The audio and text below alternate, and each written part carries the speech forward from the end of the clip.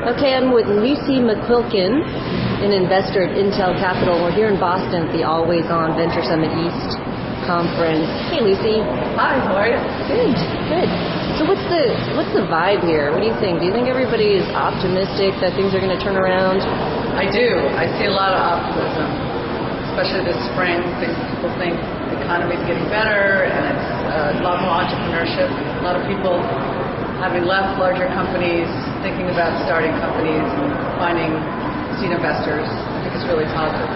Now, you're on a panel. The panel is going to be what are, I guess, corporate VCs doing. That's right. And what's Intel doing? Are you active? Are you actively looking? Yeah.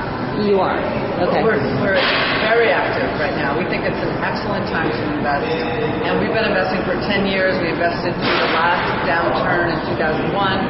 And I think we wish we had invested more. Some great companies were built during that time. So we're very active, we're out looking, and we're global. So although this is a global crisis, there are certainly countries where there's still exit markets and there's still liquidity.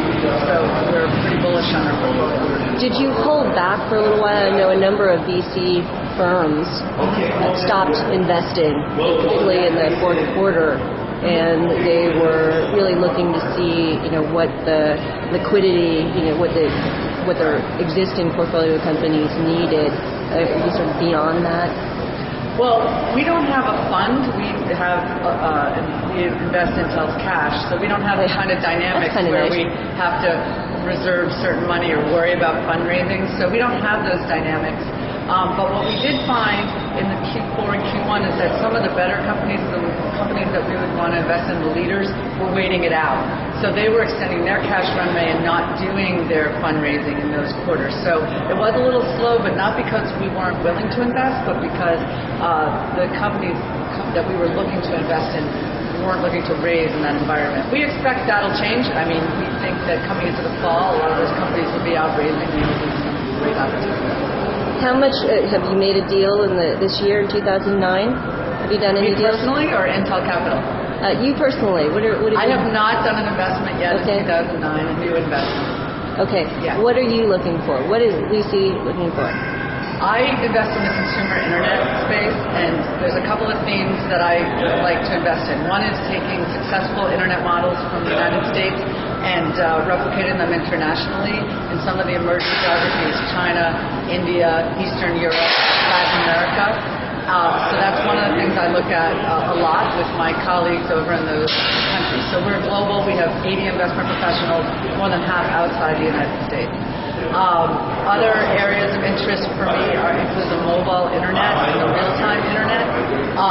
So all this needs to trend towards getting your information fed on a constant basis, as opposed to being a static place that you go to on the web, being more like a stream. I guess there was a TechCrunch article about dipping your toe into the stream of information. I think that's an exciting new trend. And what do you invest in? Early stage, and how much do you typically put in? How much do you typically take?